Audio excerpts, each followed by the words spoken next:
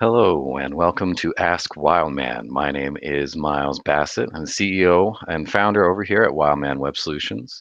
We're on here live every week, streaming to our Facebook page and our YouTube channel to answer your questions. This is an open Q&A, so anyone who wants to involve themselves and wants to jump in the conversation, please feel welcome.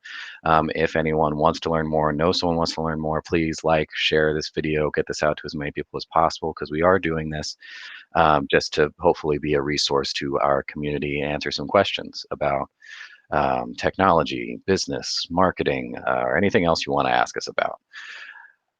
We're doing this every week, every Wednesday at 11. Again, live streaming to our Facebook channel, our Facebook page, and our YouTube channel. So pick one or both, follow those. Find us at our handle at WildmanWeb. And if you have any questions here, you can throw those questions in the comments below. Or if you're catching this later, you can email us at askwildman@wildmanweb.com. I do have that email address scrolling below me here in that crawler in case you need it. All right, without any further ado, to introduce my partner over here, Mike. Mike, how you doing? I am doing fantastic, Miles, but I'm hoping to get better. How are you today? I'm doing good. Been a good start so far. All right, I good got to my hear. coffee. We're live. Got a I've new got my camera. tea. If people are seeing this, I'm actually Yes. really excited about this. It's HD. The old camera I had, I think, was somehow older than electricity, and everything was just always grainy and weird. And I don't know. I'm kind of nerding out about this new HD camera. So, You look great, Miles. I want to tell you that. oh, thanks. Uh, I got my Flirting hair with me cut. now. Oh, that's Yeah, I mean, exciting. I didn't get a new camera, but I knew you were going to look great, so I knew I had to step it up a little bit. So I got my hair cut for the first time in about, I don't know, 6 or 7 months. That was a big event in my life. I've resorted to just the buzz trimmer and clippers and taking over my head myself in the backyard. But Yep, you know, not that that's bad. going We to can get happen. away with it. All right. So, like I said, this is an open Q&A for anyone and everyone. So, if you have any questions about technology, business, marketing, Facebook, websites, SEO, coding, you just want to ask us how our day is, and throw your questions in the comments below or email us askwildman@wildmanweb.com. So, wanted to start off the conversation with a couple of questions I've been getting recently. A few clients we've been working with to set up different types of membership-based communities. So setting up websites where people will come and they will sign up for a membership to be part of an online community. This is a lot of these have been paid communities. You're paying a monthly membership, an annual membership in order to gain access to premier content. Some of these are blogs, some of these are online courses. Some of these are just premier access to people or more direct access to a group of people or something like that. There's a lot of different ways to sort of monetize this exclusive community style business model. And in the light of COVID, what's been going on the last couple of months, a lot of businesses, a lot of new businesses, as well as existing businesses are pivoting to this kind of model in offering their content exclusively online. There's a couple of different ways you can do that. The first and probably easiest way to do that is to leverage social media. Building up Facebook groups, for example, is a really great way to get that sort of community going. Obviously, you're not going to be able to monetize that quite as easily, but um, you can do a lot with that and build this little community and hopefully pull people back into onto your website or into a meeting with you or a conversation with you and maybe make a sale out of that or promote your business that way. But as we've mentioned a lot of times on this show, there is an advantage to leveraging content and platforms that you actually own. Because while Facebook is great, and we're a big fan of Facebook over here, being a marketing agency, super powerful marketing tool, they're in control. So they can change the rules tomorrow, and all of a sudden your group isn't as effective, or your reach is severely limited, or costs can skyrocket. You don't know what they're going to do. And so it can be very advantageous to bring your audience back to something that you own and you control 100%. Typically, we say that's your website. That's an email list can be another iteration of that, where you actually own that email list. But an extension of that idea is this sort of membership-based website where you can bring people back to your website and build a community that you completely own and control. This is where you can start monetizing something. You can put out your own content. There's no restrictions as to what you can put out there or how you put it out there. No worries about, someone, Facebook overlords, LinkedIn overlords, whatever the other platform controlling or restricting how your content is getting out to your community. So a lot of bars lifted there, a lot of power to that. So I wanted to see if anyone out there, anyone watching, you guys have any questions about this. Have you thought about starting your own online membership community, membership website? Would you charge for that? Are you giving something away for that? What is your value proposition to get people to sign up for that? And have you looked at how to actually go about doing that? Because there's a lot of different technologies, a lot of different platforms, website builders, content management systems, programming platforms that allow you to do things like this. And all of them have their time and place, their pros and cons. So if anyone's really thought of doing that, please jump in the comments, ask some questions, jump in the conversation. But I want to hand it over to you, Mike, for a moment. What are your thoughts on these sort of online membership communities? Well, first I just wanted to stop you there and point out the juxtaposition of what you're describing with what we were. I'm sure it's still going on. What we were seeing on the television screens this morning coming out of Washington D.C. And that was all the heads of the social media platforms being hauled in front of, I believe it was the Senate Oversight Committee, to answer questions about some of these very concerns that you're getting at. I think in a certain way of how we can mediate them, and that is, there are certain people, there are certain groups, for better or worse. We're not going to get into the discussion of if this is good or bad here, but that are being deplatformed or at least having their content be demoted on some of these platforms.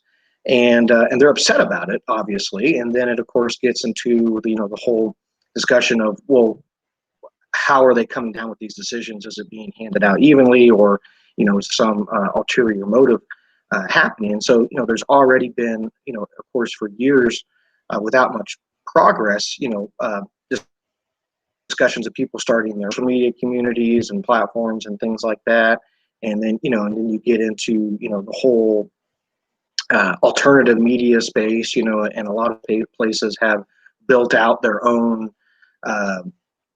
forums, and membership places and things like that, where they basically can't be screwed with, right?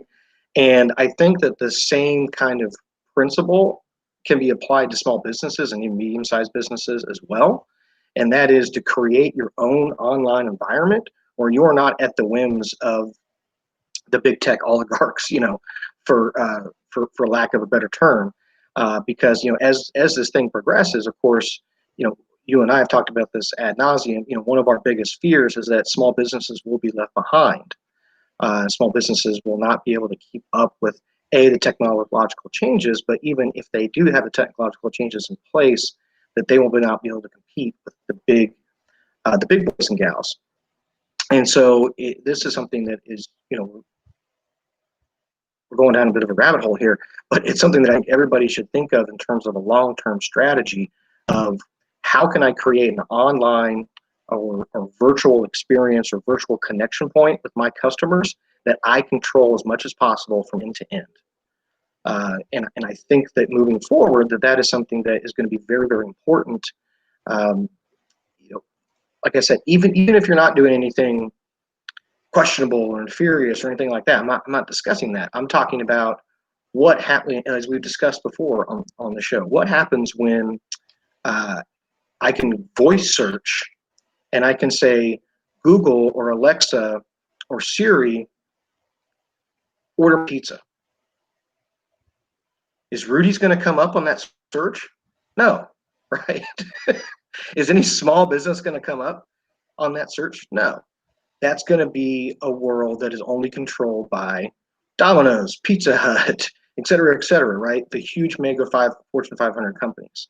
And so that's why right now it is so important for small businesses to not only do what you're talking about, Miles, and that's create a virtual infrastructure, again, that they control, but also to build their brand.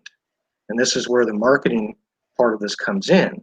Because if 10, 20 years from now, whenever it's going to be, it could be sooner than that, could be 5, I'm sitting here and I say, Alexa, order me a pizza, I better damn well say, Alexa, order me a Rudy's pizza, and have Rudy's plugged into my Alexa skills. And Rudy's needs to have an Alexa skill app plugged into their POS system that allows me to do that, right? And it all starts with this idea of I've got to be proactive and go out there and create something with the technology, because these are just tools. They're not themselves good or bad, right? But as a small business person, medium-sized business person, I would be thinking I've got to be on the offense with these tools and creating something for me, an infrastructure for me, and not be on the defense and waiting for them to hand me them, because I'm going to be last in line. And I'm not going to get handed the same tools that Pizza Hut and Domino's and the Fortune 500 companies are going to be handed. So, Miles, I know I went on a little bit of a tangent there, That's okay. but I'll let you get back to what you were No, discussing. it's But I think interesting. that is where I would extrapolate these ideas if I'm thinking 5+ years out into the future. And I don't think, when we discuss things like this today, it's like a nice to have, and I feel like it was like when we were discussing the need for somebody to have a mobile app 5, 7 years ago. And now when COVID hit, everybody was like, shit, I need online ordering. I need a mobile app, and it was these things that 5, 7 years ago were a nice to have, not I have to have.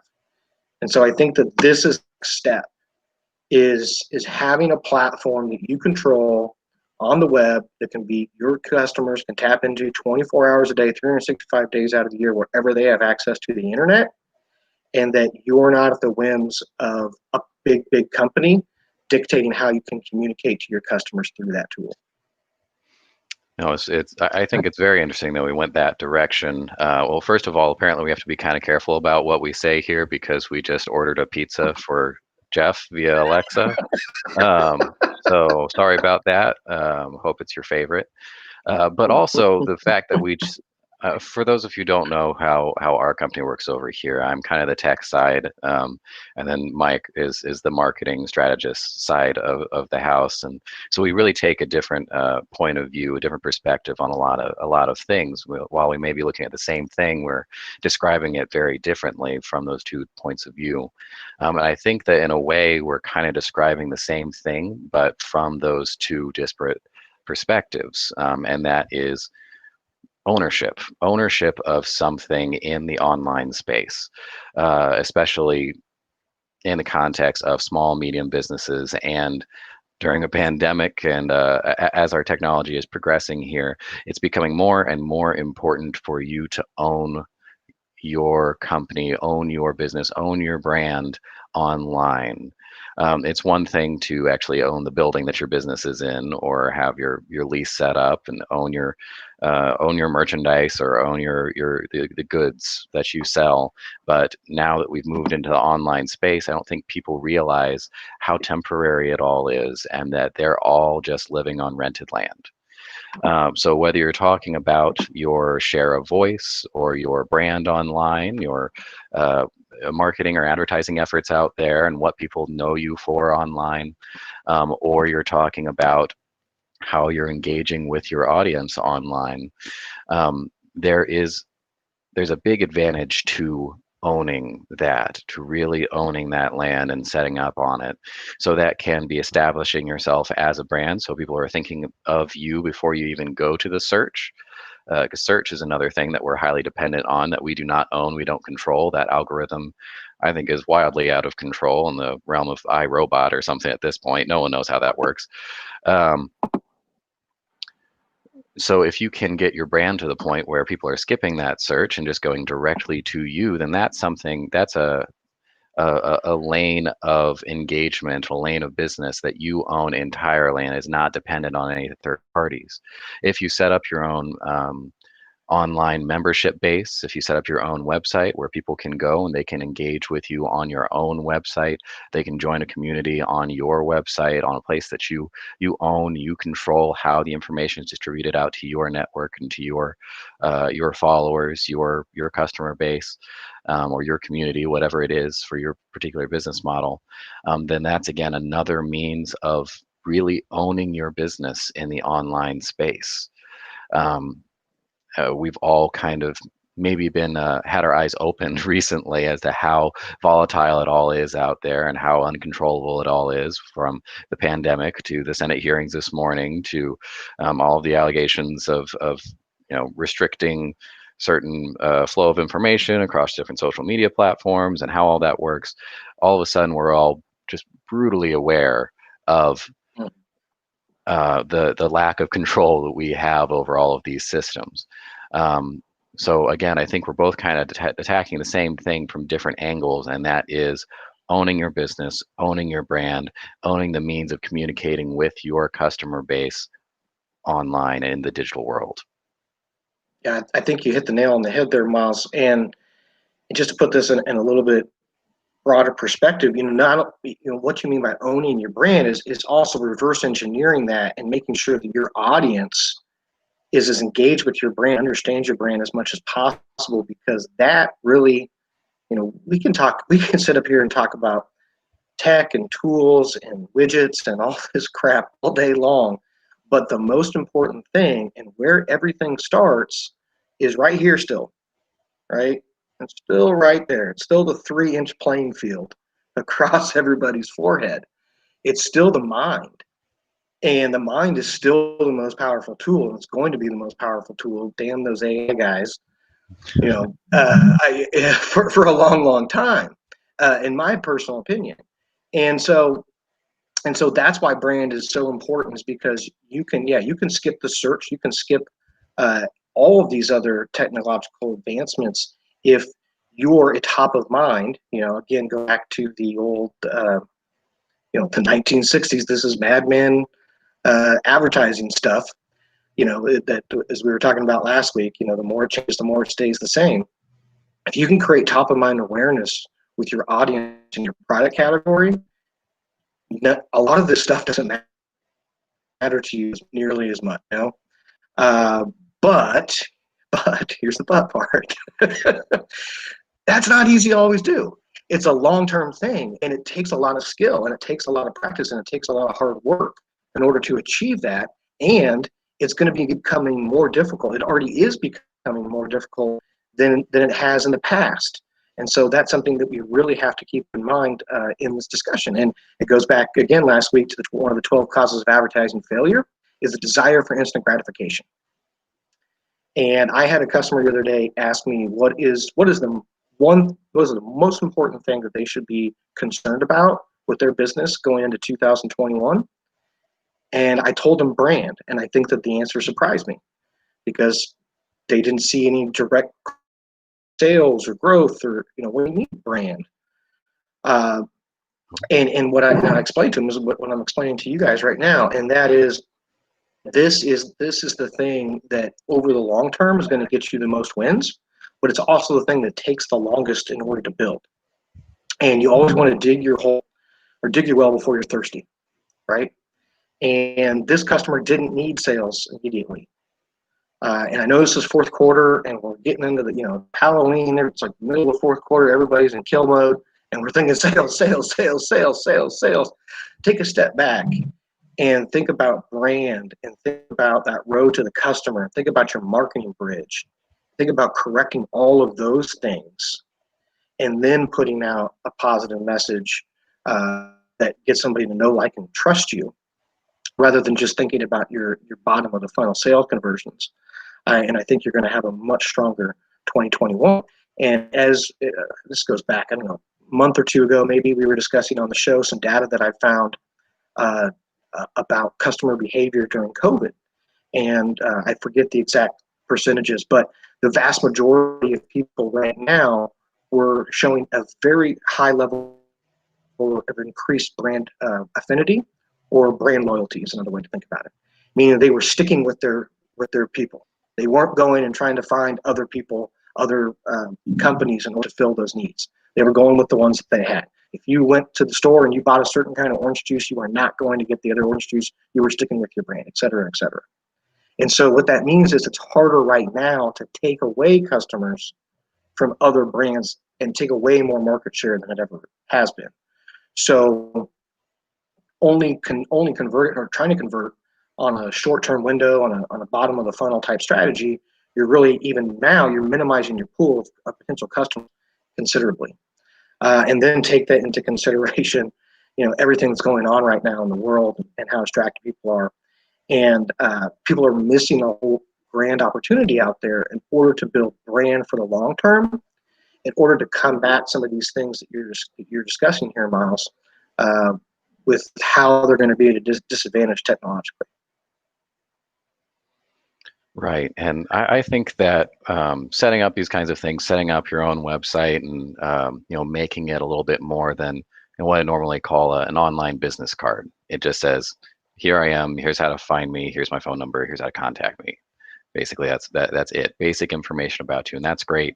That's where a lot of businesses are, and honestly, that's as much as a lot of them need. But stepping past that and turning your website into something more functional, something that does allow you to communicate more directly with your audience, to engage with them in a more meaningful way, and to retain more control over that funnel of communication, can be a little bit, I don't know if intimidating is really the right word, but a little bit daunting. It's a bit of a project, and especially if you're not super tech savvy or you haven't really touched your website in a long time, that can be, yeah, a little bit daunting of a task. But good news is the technologies allowing people to build websites have progressed along with all of the other technologies that we talked about here, just as fast as Facebook and Instagram and YouTube, and as well as voice search and Alexa and all these other technologies we talk about every week here.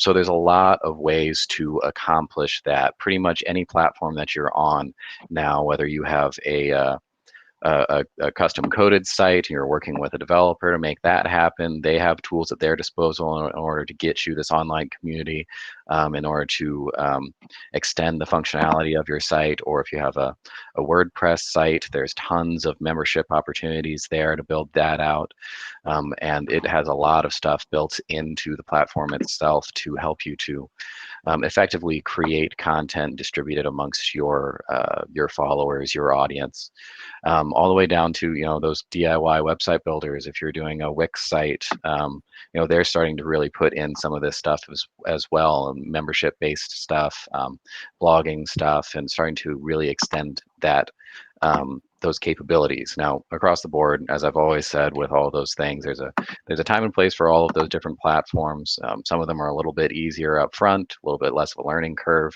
but they're not as extensible, and you can't do as much with them. And some of them take a little bit longer to get used to, a little bit more tech savvy, or maybe a little bit of outside help to really get up and going. But man, you can just fly with those things. They're so powerful. So make sure to pick the right technology and the right platform for you. But regardless of where you are, start looking into the options for extending your website past the online business card, and really leveraging it to engage with your audience, to capture your audience, and to move that that brand that you've built off of that rented land and onto something that you own and that you control. That's going to be my tip there. That's where we started this discussion, Miles. Thanks for bringing it back full circle. All the way around. Yeah, I think that's really important. And again, this does not replace the experience that somebody's going to have in real life with you. And I think that's an important distinction that we at least need to address. A lot of people think about this as an and/or. I go back to the really strange article I saw in our local newspaper a few months ago, where there was a local retailer, and he's basically saying, he wasn't ever going to have an online store because he was only pro retail, and like the two things like couldn't coexist with one another or something. And uh, it just struck me as like, wow, people have that frame of mind. I need to think about this from that point of view a little bit. But this is an and not an and or, right? This is just an add-on, but it's so important because even if we weren't in times of COVID, even if we weren't,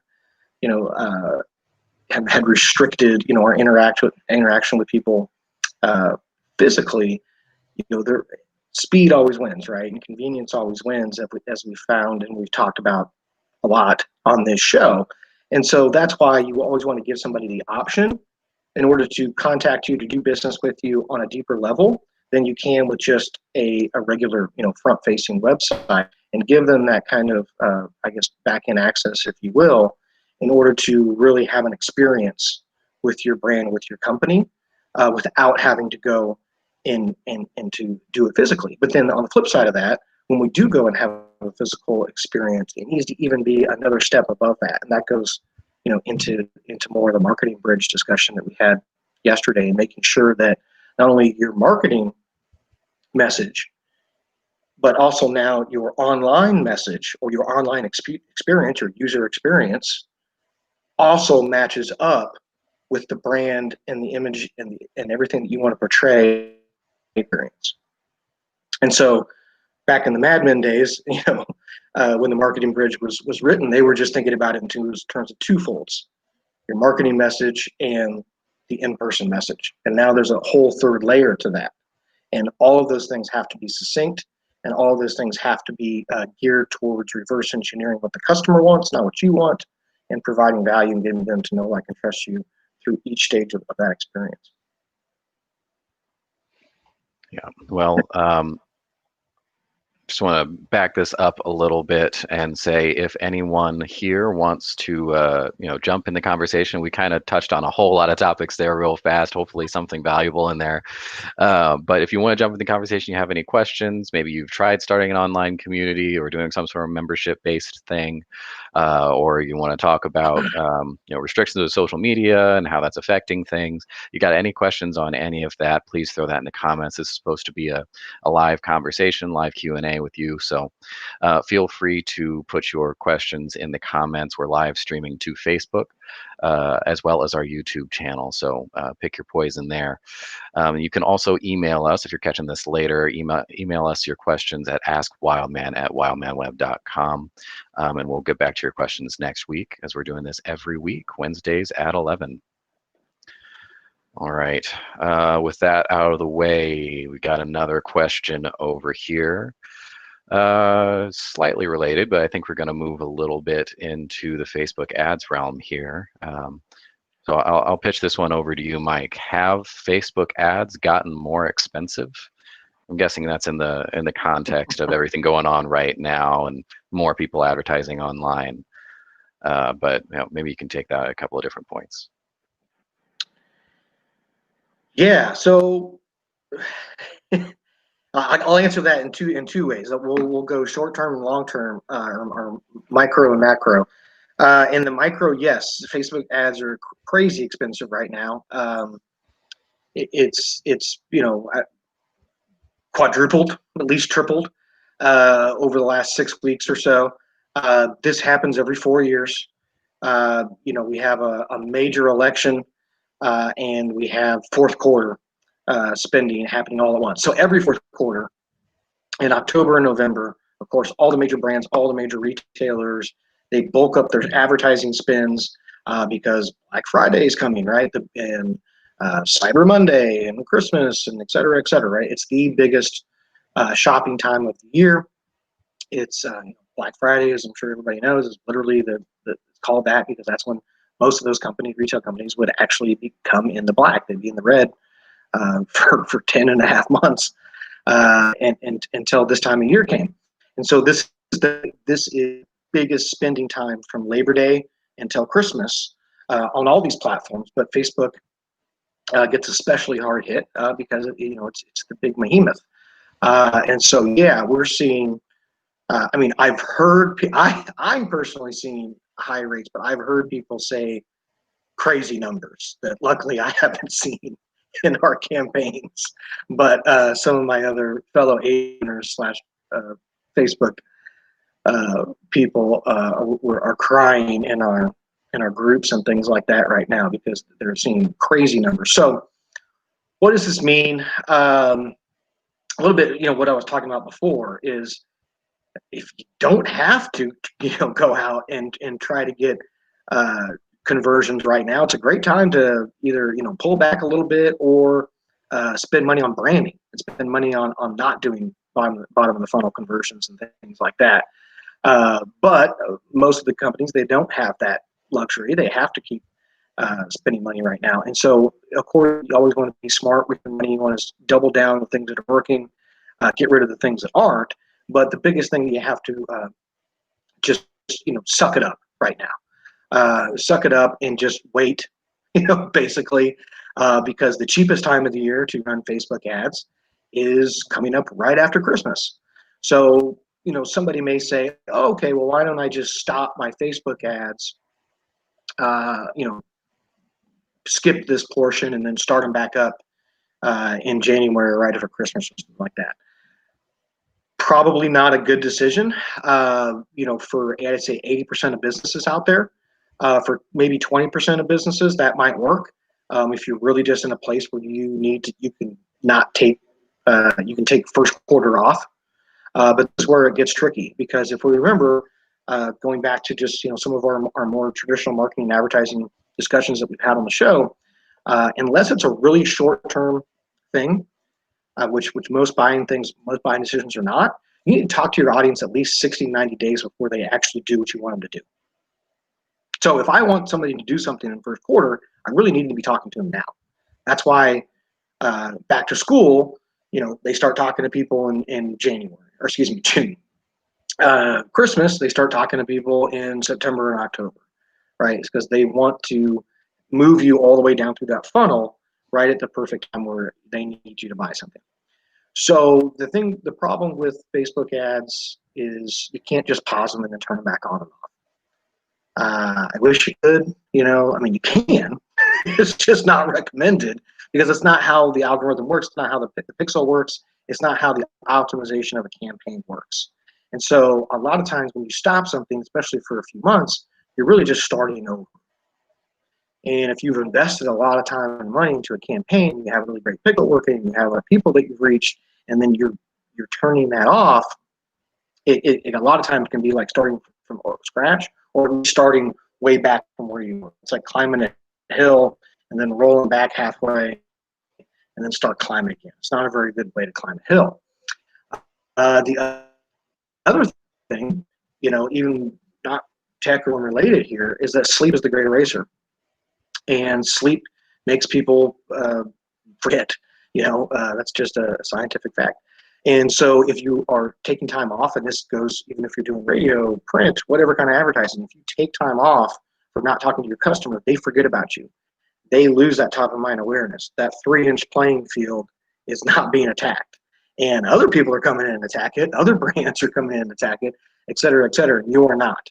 Remember that, back in the day, the average American saw 5,000 advertising messages a day, or branding messages, logos, et cetera, et cetera. Today, it's probably 2 or 3 times that. So there is a huge war on for that 3-inch playing field across the customer's mind. And so it's not a good decision to take these time off for most companies. Again, sometimes that does make sense. Some companies, they have nothing to do with fourth and first quarter, and all of their big businesses in second and third quarter. And so, yeah, take off this time, build up your budget for second and third quarter, and then start attacking in first quarter on that. Okay, I know I went way into too much detail there, Miles, so I'll bring it back to the big picture now. You can throw up a white flag. But here's the big picture thing that I wanted to bring home, because this is something that, again, it feels like we've been harping on this for 5, 7, 10 years, probably way before Miles and I even met each other. We were at least I know I was harping on this. Is that, I've been telling small businesses for years and years and years that this is a once in a lifetime opportunity, in order to advertise on a platform like Facebook or the money that it cost. And, I'm not saying those times are completely gone, because I still think it's an extremely valuable platform. And I think for what you can accomplish on it, it is probably the most bang for the buck platform out there for most businesses. However, it's going to get more expensive, and it has been getting more expensive every single quarter, every single year, for years and years and years and years. And the reason is because the big players, the Fortune 500 players, are figuring out the recipe. They figured out how all of these direct-to-consumer brands have risen up overnight, built huge brands on Facebook and Instagram, and are now taking giant market share from them. And they're not laughing anymore about it, right? They used to just laugh about it. Like, ha, ha, ha, look at Warby Parker and all these other direct-to-consumer brands.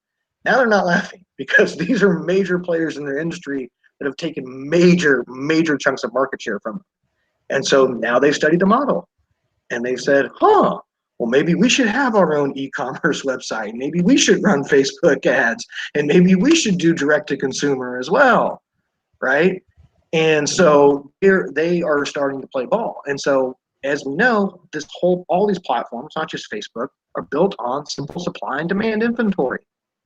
And the more people who want to buy the inventory, the higher the price goes up. And the more people who have Daddy Warbucks type budgets that spend money on the platform, the price goes way back up. So Facebook is never going to be as cheap as it was.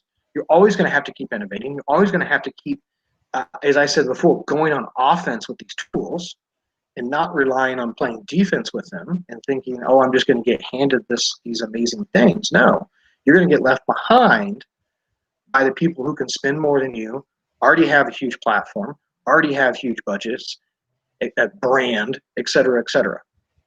So going back to what's the most important thing that most people should be focused on in 2021? Building a brand. I think that's the answer to the question. Okay. Let's see. We got another question in the chat over here. With Facebook, how often should a business post? I'll start with that, and then toss that over to our genius marketer here. I think that, unfortunately, this is another one where genius. Let's just say above average. Listen. He's functional mostly. So this is something that's going to vary industry by industry, business by business. Kind of what we were talking about last week, where I'd said, pick your platform, the one that you're most comfortable with, because that's going to be the one where you're most naturally going to put out quality content more regularly. You're going to be less stressed about creating it. You're going to probably put something out that makes a little bit more sense. So make sure that you're picking the right platform, picking the right tools, and then maybe you won't have to worry about exactly how often you're putting something out.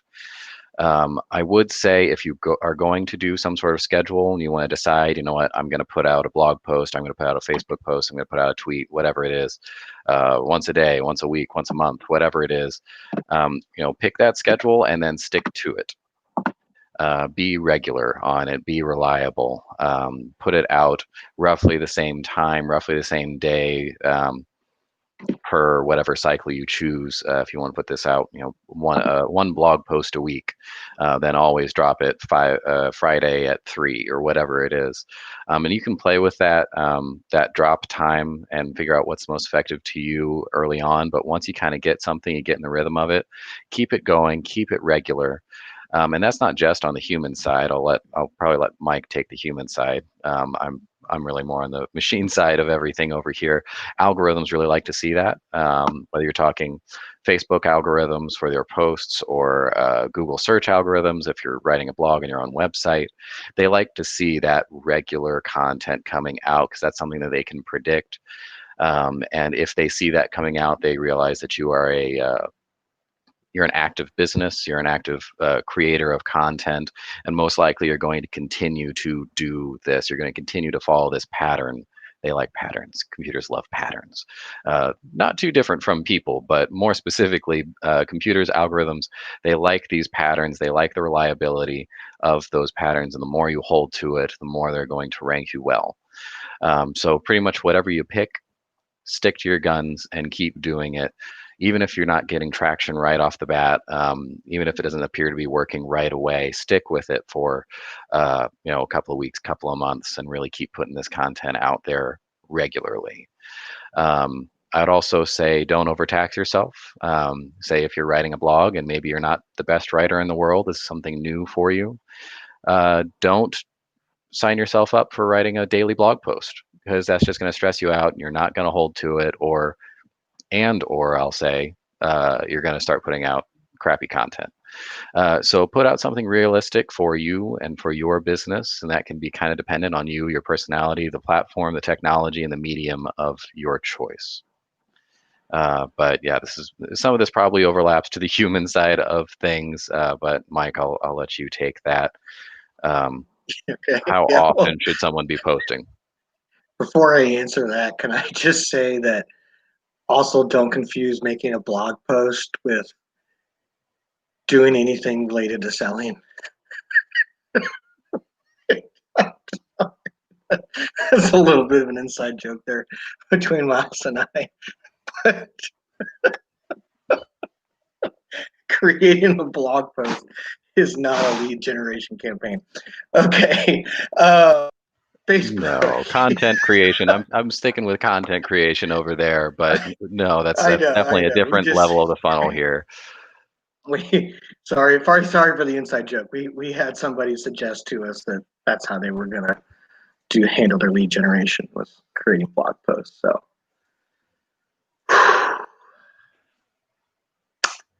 anyhow, back to Facebook. Yes. I'm just gonna let that one hang out there. That's a big matzo ball. How often should a business post? Jeff, they should post as much as they can. I mean, that's my honest answer. Um, is Facebook, can you get results like you could on Facebook from doing posting like you could before? Hell no, right? And so that's why people don't maybe post as much anymore, as they don't think it's worth it. But look, if you have 1,000 people following your page, and you're making decent posts and you're putting pictures in there and you're tagging places and you're putting videos and things like that you should be in order to get the algorithm's attention, you're going to get 300 or 400 people probably to see it. It's free awareness. Why wouldn't you? Right? I mean, even if I get 100 people see it, should it be the focus of our strategy or anything like that? No. It should be an add-on, a nice to have, et cetera, et cetera. But yeah, it doesn't cost anything except your time. But here's the other thing, is I wouldn't also put a bunch of pressure on myself. I wouldn't, like I said, I wouldn't make that the focus of my strategy. I wouldn't sit there and just bang my head into the table and say, I got to get a Facebook post out today, and because what that's going to do is just, you're going to start putting out crap. So, again, keep the focus on the audience, on the consumer, reverse engineer what they want to talk about, what they want to hear about, what can provide value to them, what can get them to know, like, and trust you, and then post when you have that kind of content. So while I say post as often as you can, you can post 3 times a day, or so, but more than that probably. You don't feel like you have to, because it's not going to be a make or break type of a thing for you either way. But again, you never know, and this is the thing I love about making posts on Facebook, is that it's a great way to test things, because you never know. You put out 10 pieces of content and 9 of them could be crap. 1 of them could be great.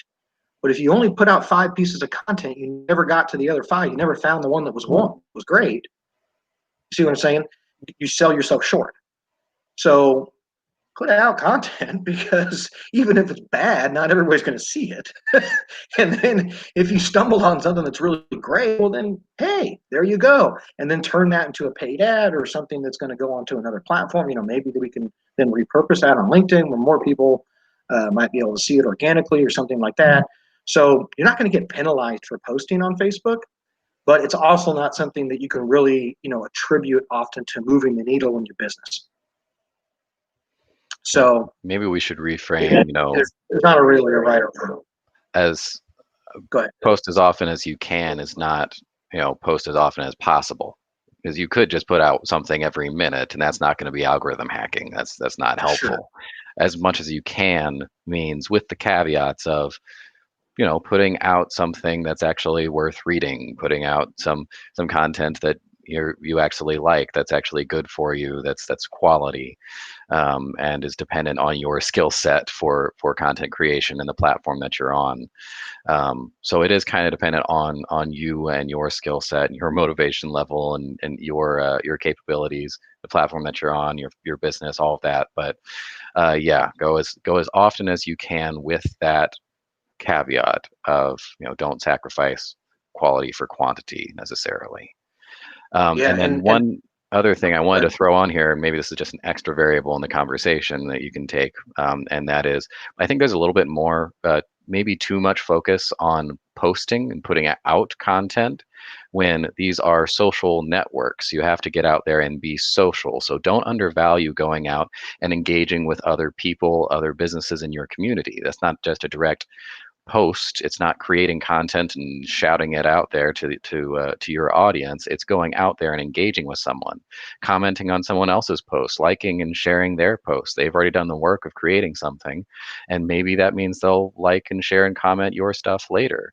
There's sort of a give and take there and a social element that I think some people kind of forget about when they just get this tunnel vision of gotta post, gotta post, gotta post. Like, no, there's content out there. There's material out there already. You just got to go around and swim around in it for a little while and engage with people and be social. And then mhm. another side of that is, create your own little corner of the world and put that out there for people to engage with. But don't forget the purpose of the platform.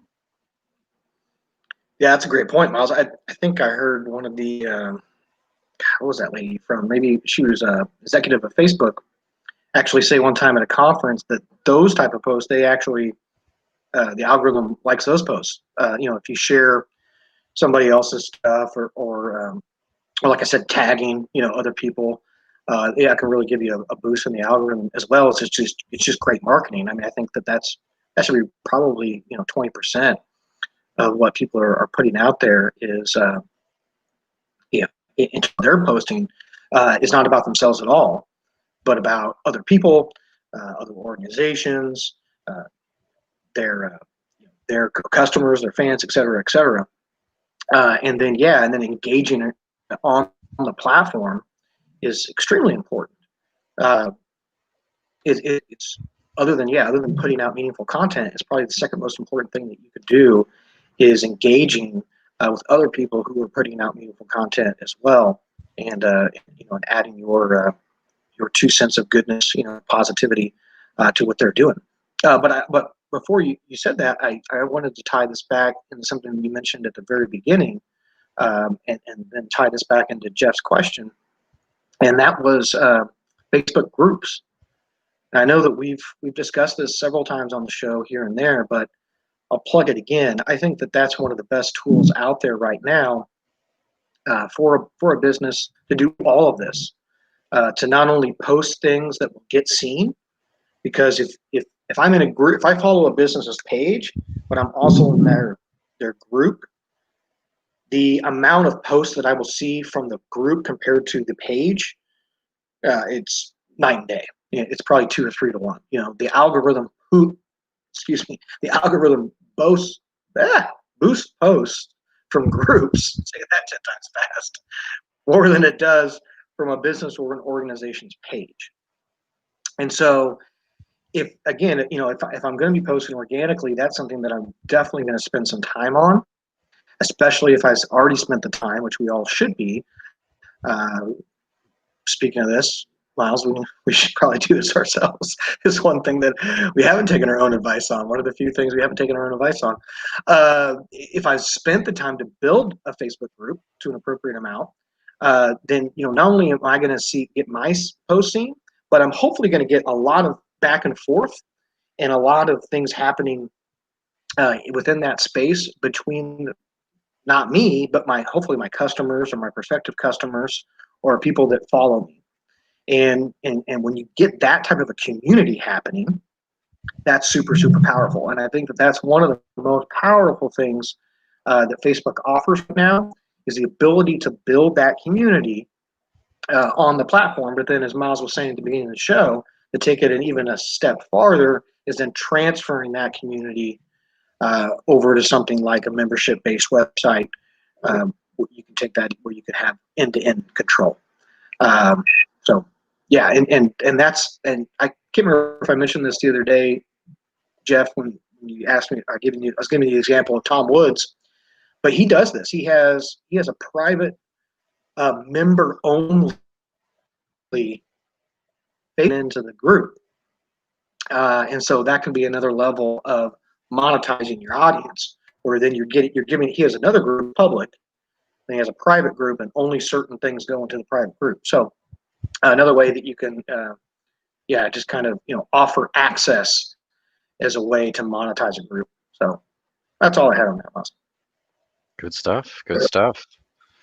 All right. So we're coming to the end of our show here today, coming up on an hour. I know we got some other client meetings coming up here and on the hour. So we're going to wrap this up. But this has been Ask Wildman. My name's Miles. Next to me, Mike. I guess this way. I'm not sure which side I'm on. One of these sides is Mike. And we are on here live streaming to our Facebook page and YouTube channel every week, every Wednesday at 11 to answer your questions. Any questions about technology, business, marketing, or anything else you want to talk to us about. So if you're catching this later, you can email us your questions at askwildman@wildmanweb.com. I do have that address scrolling below us here, but we'll try to get to your questions next week. Thank you for everyone who watched today and for engaging and sending us your questions. And we'll talk to you again next week. Mike, thank you very much. Pleasure as always, Miles. Everybody have a prosperous week. All right, I gotta find a quicker way to shut down this show. Oh, well, you get the Miles solo act here for just a moment. Okay, so we'll be on here next Wednesday at 11. In the meantime, send us your questions and like and share this video because we are doing this as a resource to our community, trying to answer as many questions as possible. If you want to learn more, you can go to our website, wildmanweb.com. We've got an entire article section here linked below. And some good articles there, just starting to learn about SEO, digital marketing, etc. So check that out if you want to learn more, or just come back to our show and ask us some questions. But that's it, and we'll see y'all next week.